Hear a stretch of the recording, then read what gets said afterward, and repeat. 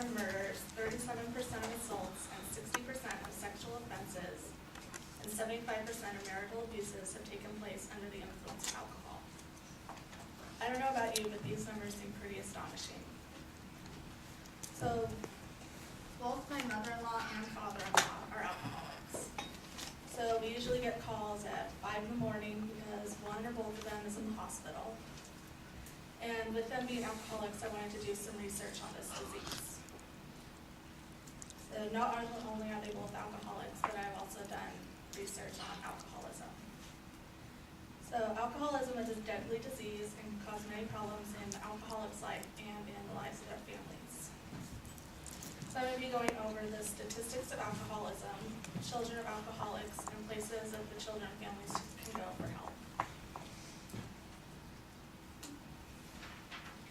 So first we'll go over the statistics of alcoholism.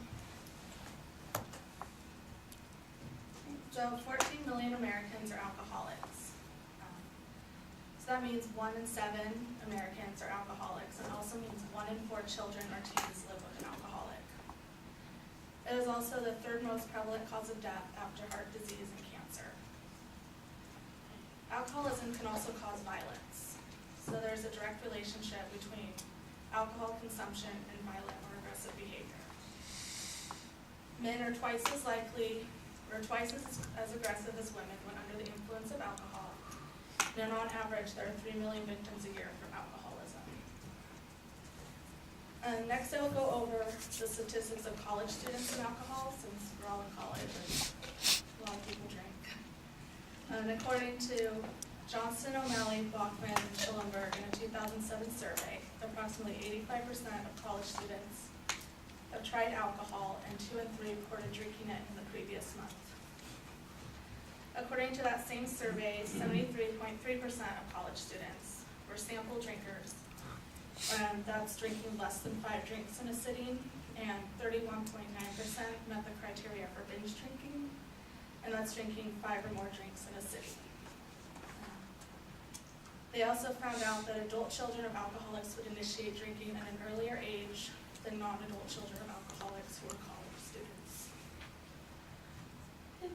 So next we're going to go over children of alcoholics. They usually play different roles depending on who they are with, and where they are. So if you know someone whose parents are alcoholics, they'll usually talk to you about it. But if you don't, then they won't talk to you about it. And also they'll act different in their home life than they will when they're around families. Jerry Moe, who's the director of children's programs at the Betty Ford Center, says when it comes to families and alcoholism, there is a code of silence. Families usually deny the problem, which makes it worse, and when the families deny it, so will the alcoholic. Children of alcoholics experience many mental and physical health effects. They have a greater risk for eating disorders, learning disorders, teen pregnancy, and suicide. They're more likely to develop alcohol addictions, and they're more likely to become romantically involved with alcoholics when they grow up.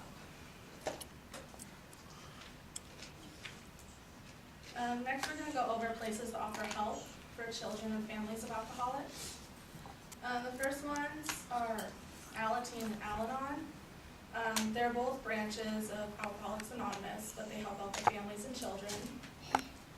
Alateen is for children and teens, and Al-Anon is for adults. They're both spiritual fellowship groups, and you share your own experience, strength, and hope with each other. And you yourself go through a 12-step program to help yourself. Next, there's the Center on Addiction in the Family. It helps children of all ages break the cycle of alcoholism, and it helps reduce the pain of parental alcoholism. Third is the National Association for Children of Alcoholics.